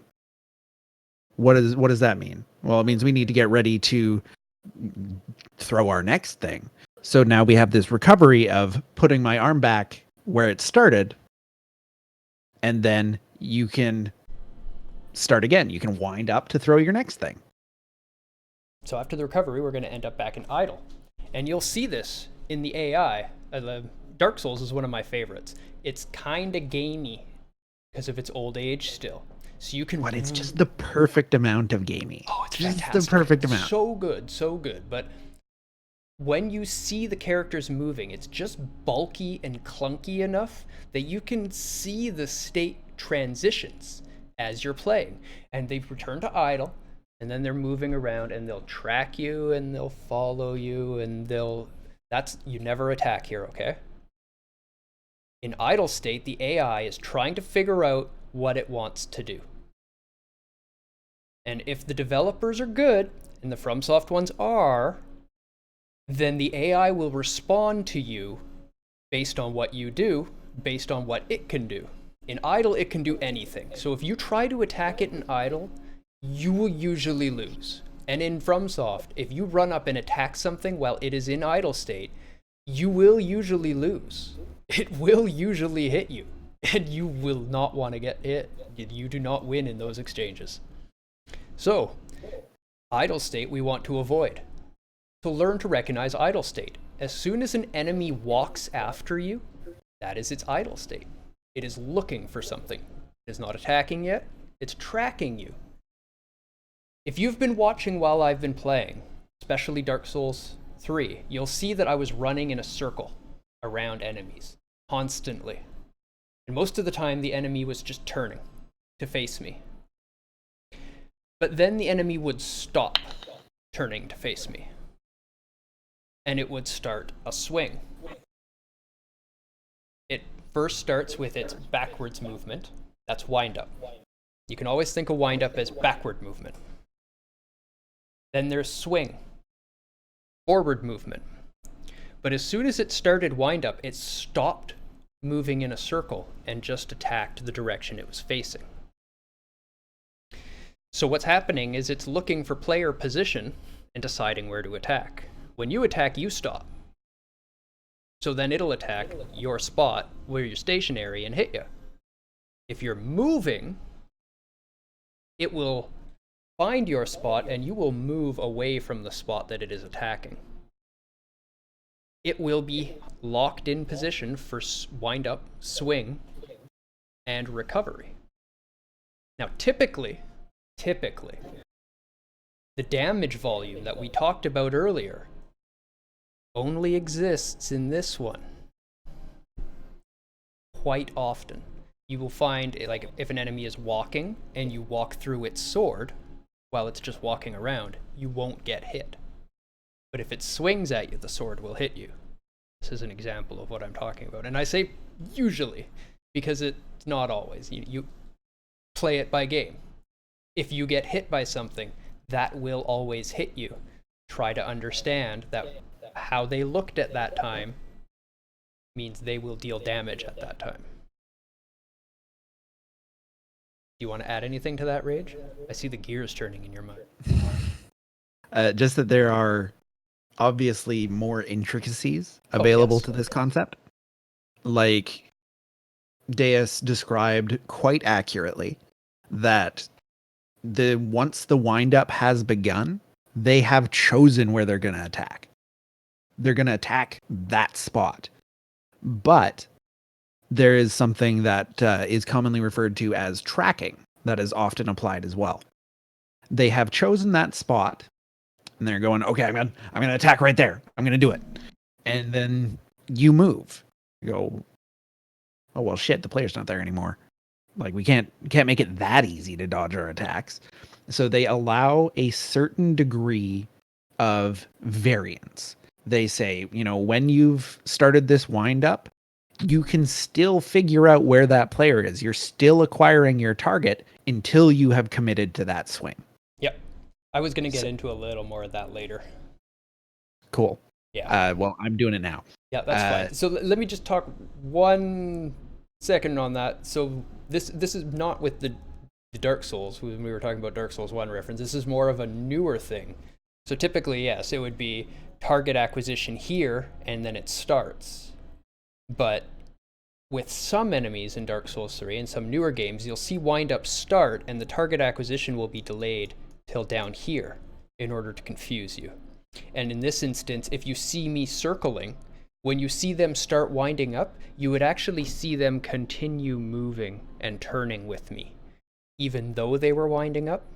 And that's why I'm circling, because I'm looking for the moment when they stop following me. And if I'm not moving, I can't see it. Go ahead. That was basically just what I was going to get into. Okay. Like it is something that does happen in Dark Souls 1 to a degree, very small degree. But it's something that's more common in newer games, like Deus said. And you will actually note that animations will often break. They will start their wind up and they'll just rotate. There won't actually be an animation for it. They'll just rotate to keep facing you until that swing actually begins. Yep.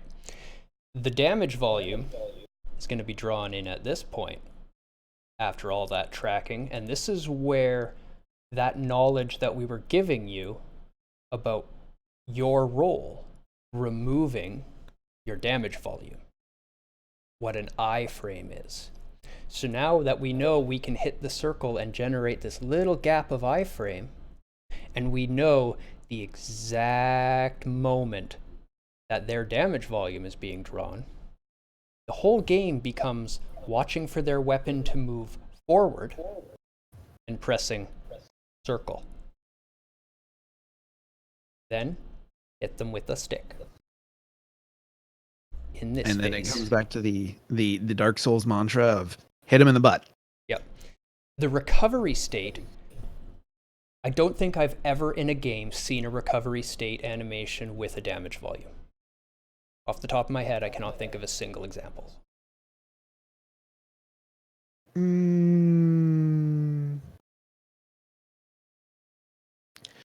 Lingering hitboxes in the Souls games.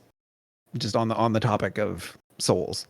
I don't. That's usually caused by an AOE gust type particle effect where the damage volume is attached to the particle effect hanging around it, though it's not necessarily the idle state itself.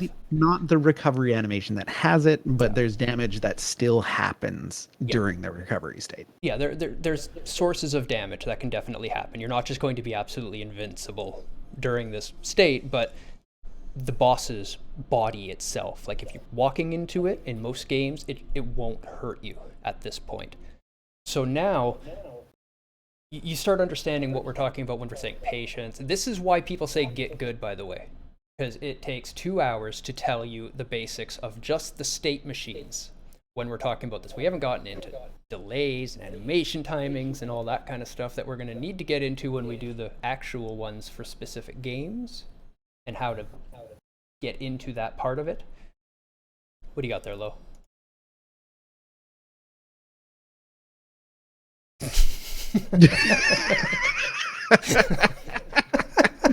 I love it. Yes, thank you very much for that one. I may have to use that at some point.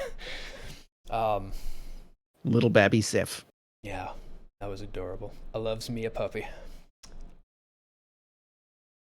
Okay. I had this up. So now when you're playing and interacting with the enemy, you can really see what I've been talking about. If you play Dark Souls, circle the first enemy and watch for it to stop and start swinging.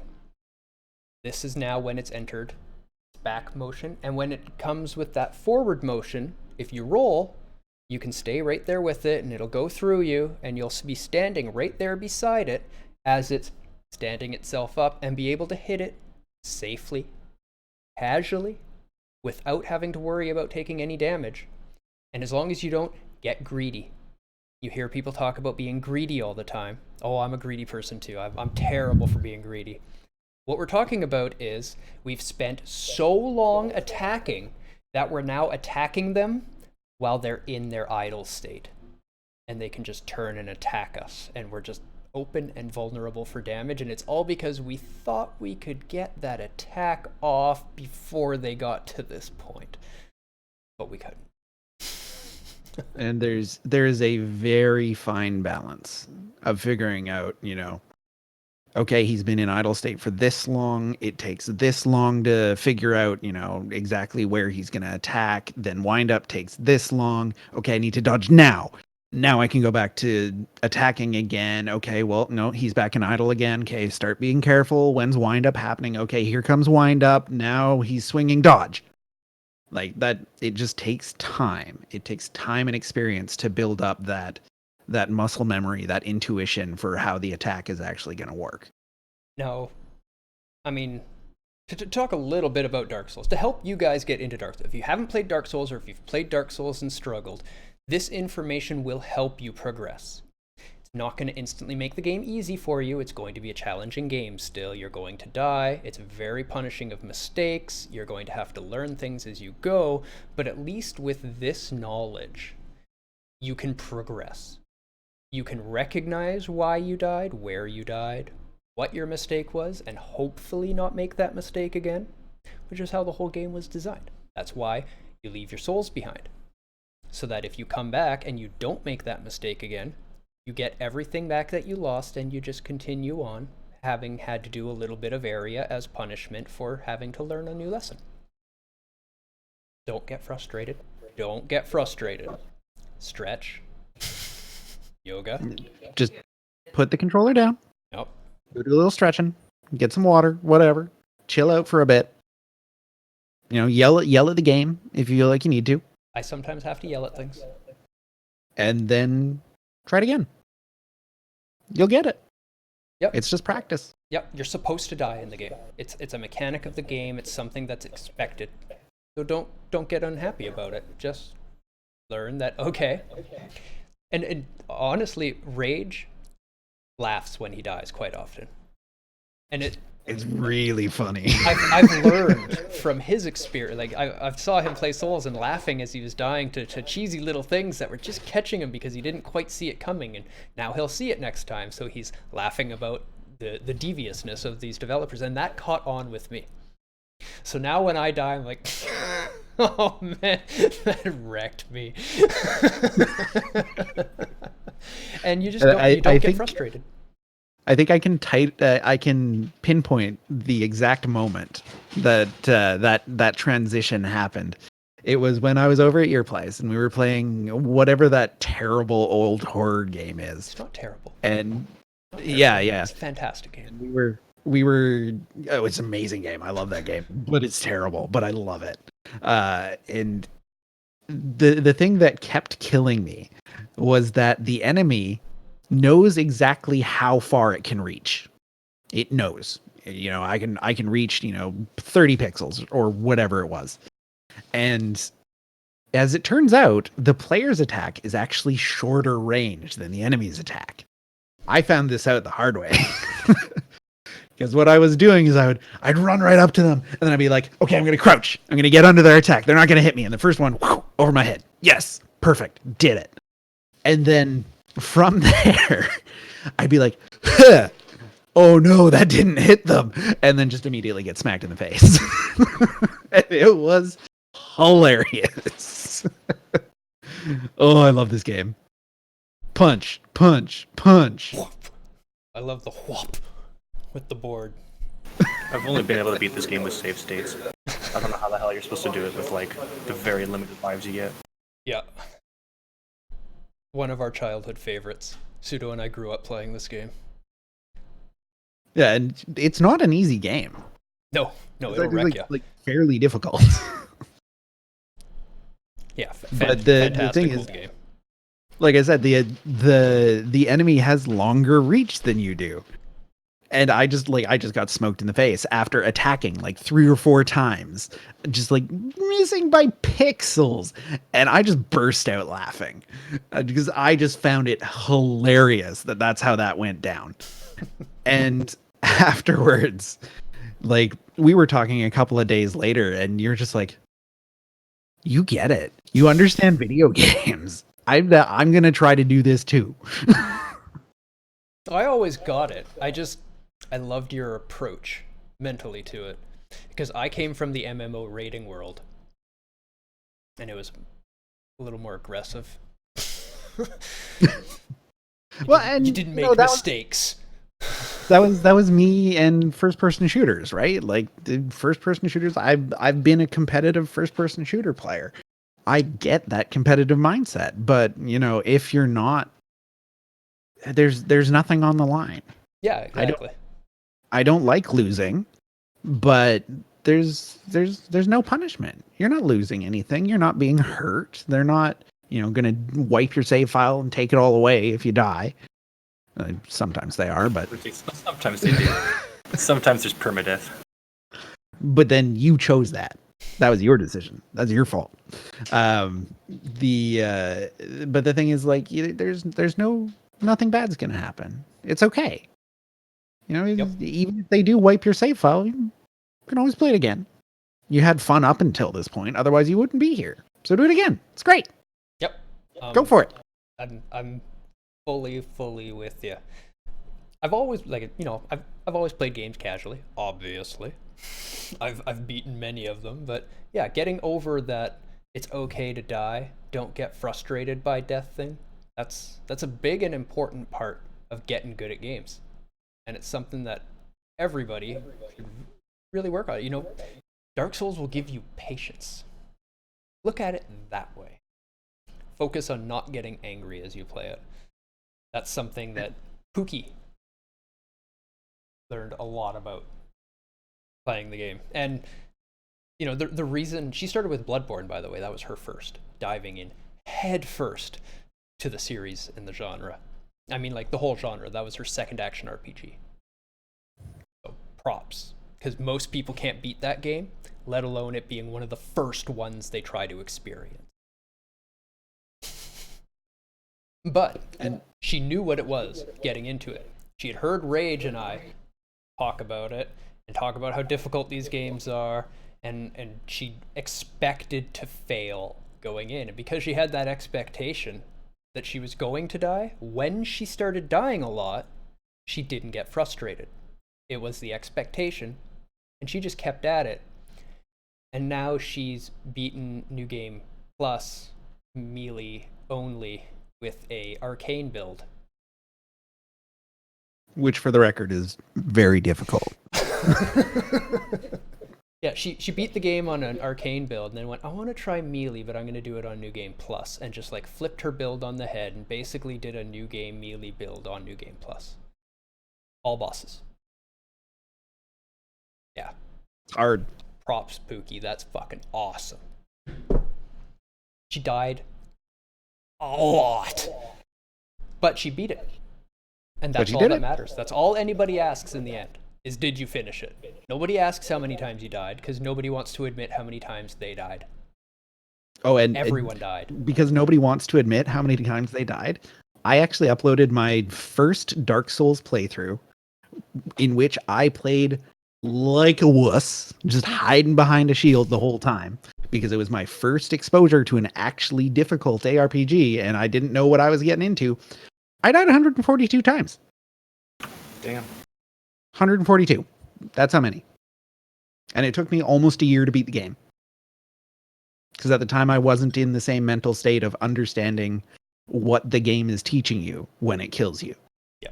I just figured it was difficult. So, okay, well, I'll keep trying until I can do it. But, dying a lot doesn't matter. It's not important. It's not stopping you. You can always pick up all sorts of different things. You can learn, oh, okay, that's an attack. I didn't know that that was an attack. Now I know that that's an attack. Or you can learn, yeah, you can't survive that fall. which is quite often a thing. Yep. Gravity is the hardest boss. Yeah, I've done a lot of that in Mega Man games. I've done a lot of that in every game. I'm always just curious, like, will this kill me? And yep, turns out it will. Well, Mega Man, some holes you fall down and you find a secret, and some holes you fall down and you die. So typically the first time through a level, it's that one kills you. That one kills you. That one kills you. Game over. Okay, try again. That one kills you. That's what we do. That's how we find those secrets. You read the guides where you're like, how the hell how do you expect people to find these secrets? We literally walk around and just click on every square. See what there is out there. Yeah. That's how we do it. Somebody writes it down and then shares it with everyone else. If you love the game enough, you walk around doing it, and when you find them, you share it with the people that didn't love it that much so they can go and see why you love it so much. No.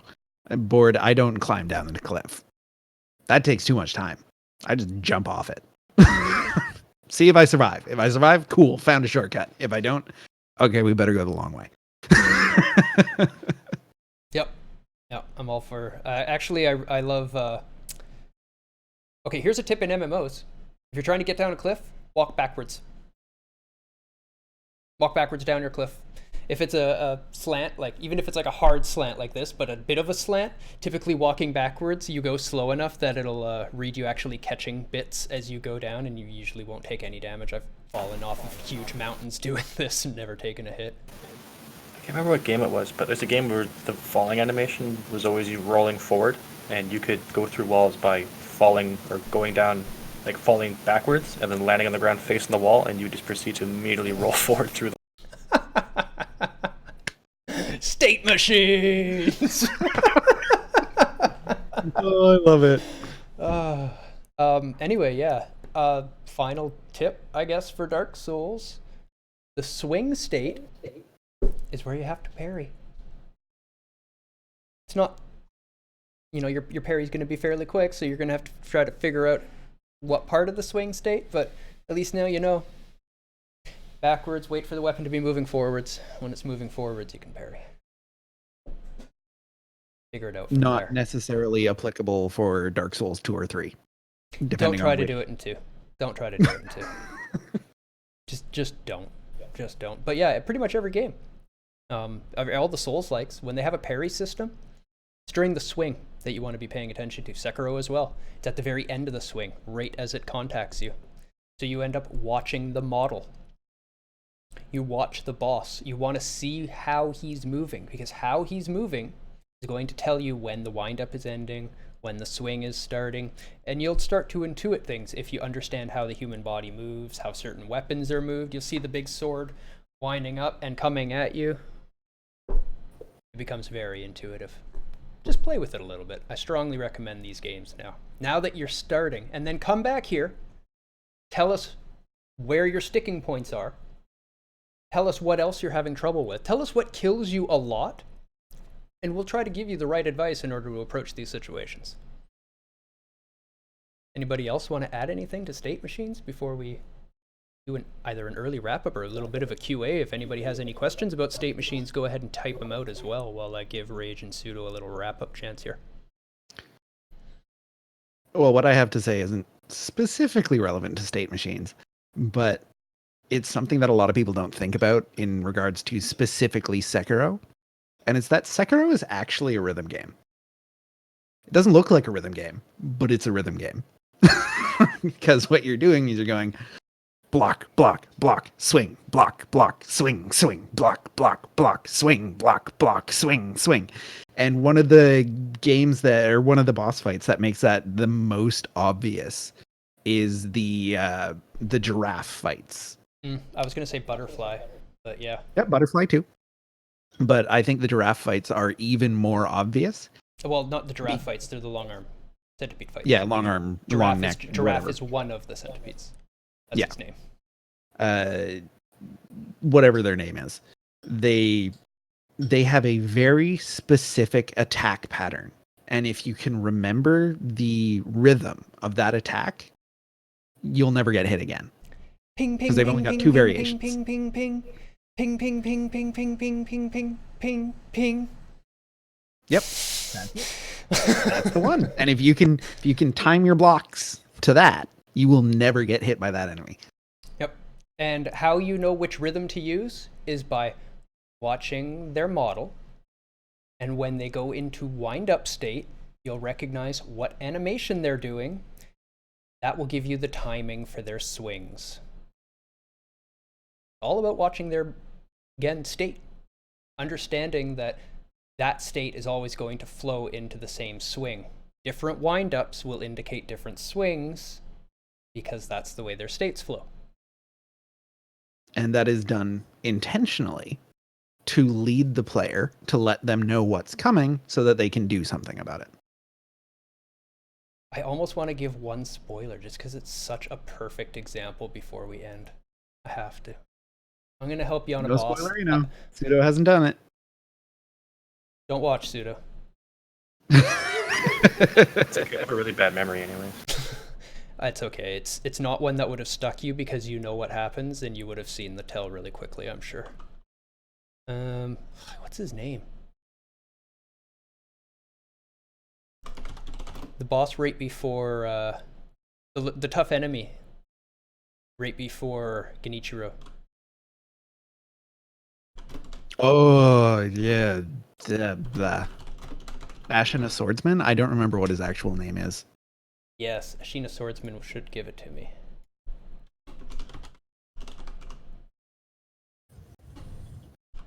Ashina Elite. His name is His Jim. name is Jim. Thanks for that. Jimbo. Jim Bob. Jibbity Jam Jam Joe. Well, I mean, if I had to give him a name, it would be Jin, so you were actually pretty close. Ujinari. Mizuo. All right.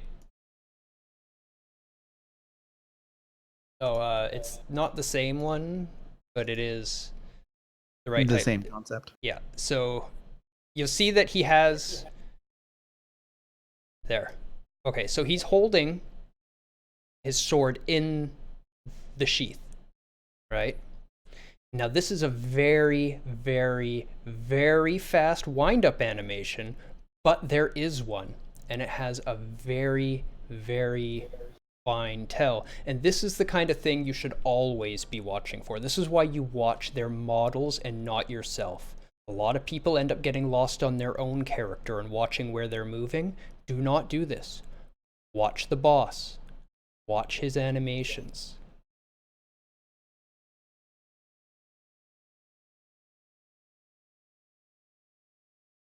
I just saw it there. You see it there?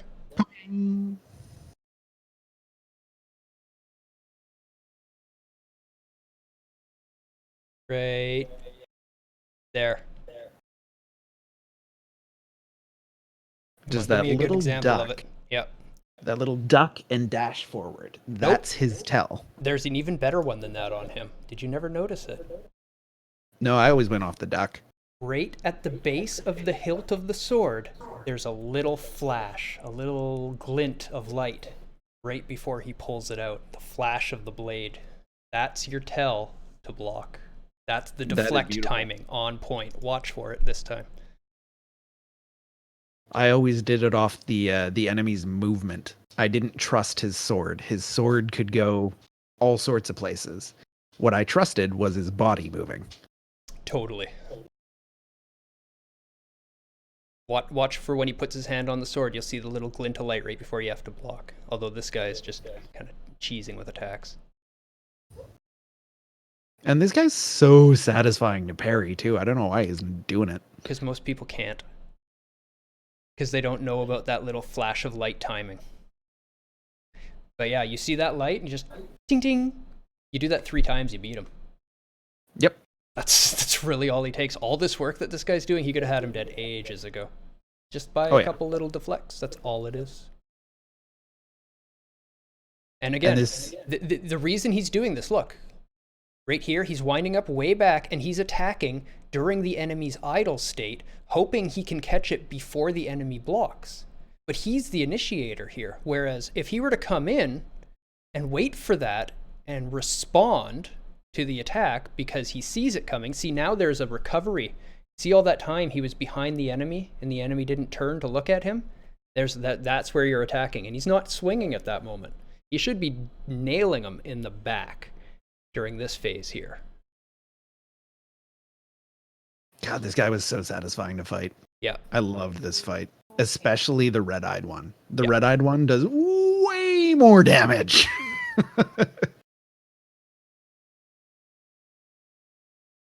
Low. Are we submitting a chill stream game? Alrighty, buddy. We'll get to that. But now you see, is it Earthworm Jim?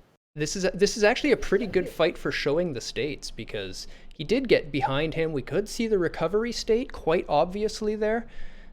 And this, he made that fight way harder than it had to be. I wish I had a save at this point so I could go in and just show you that little glint and be like, tap, tap. Actually, I think I have my own video of it. I think I do. Pretty sure I do. I'll just pull up our YouTube archive. I got it on Twitch even. Yeah, Twitch clip. I can remember how to get to my Twitch clips. Go to your videos, Yep, and there then now. Yeah. Sekiro boss kills.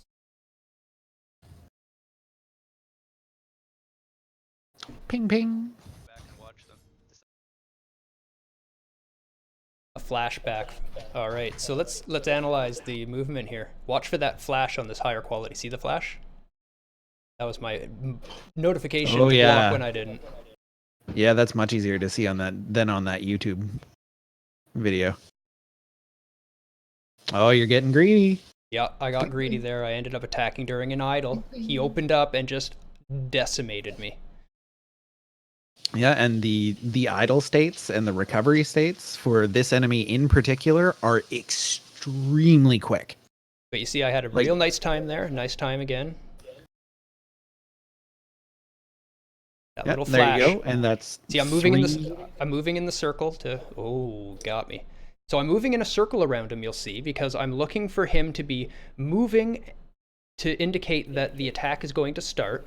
And I'm keeping my eyes on his scabbard for that little flash. And that flash tells me that the wind-up animation is done. And that's my timing to deflect. This is how what are we doing? I'm stopping it there because I don't want to give too many spoilers for pseudo. But yeah, that's how we use state machines in games.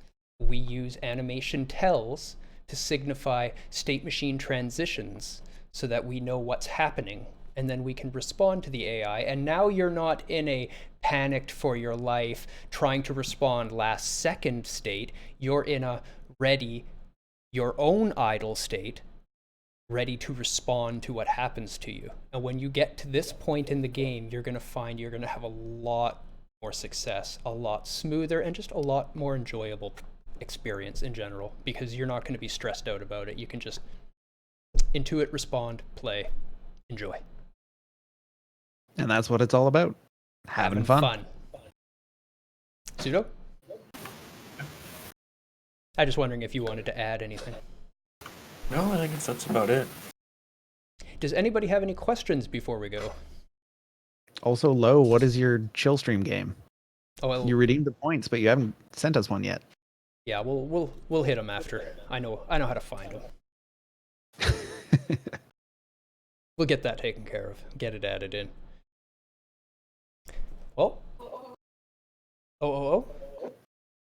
No, okay. Background noises. Yeah, just a little bit. I have to build my desk. I will probably be gaming after. You also need to come by and get that microphone boom. Yep. One So of that these I can days. attach it to the new desk. It's stopped snowing. I can bring it out to you. Come on by, buddy. Always welcome out here. Same with you, Pseudo. Why don't you all come out? We'll order some food and play some board games. Pseudo got me an awesome make-your-own-adventure game that is for 1 or more players. Interesting. And when I saw 1 or more players, my game design brain just started going, how does this work? I must know more. And I haven't had a chance to play it yet, so I really want to play this game. Yeah, it looks really I may cool. have to come by and check it out. Yeah, sounds like a party. Hell, maybe we'll stream the game. We'll have to just like gather up all the webcams we have access to. Could be fun. Anyway, thank you very, very much for coming out and joining Games by Design this afternoon, evening, wherever you are. Time varies. One of those funny things. Thank you for joining us this evening. I am Deus. I am Rage. And I'm Pseudo. May all your shots be headshots.